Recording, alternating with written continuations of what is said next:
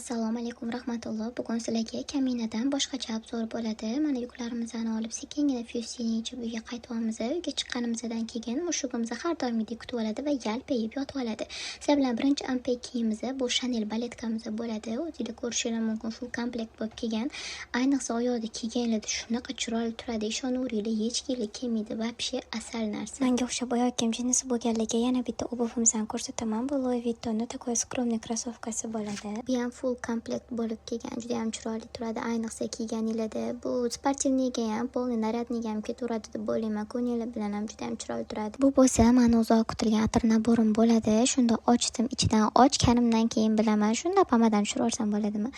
Mana polniy atir naborimdan ochamiz orqalarini ko'rsataman. Nima atirlar borligini mana ochganimdan keyin bildimki, что bunaqa suvda bu atir oqib ketibdi.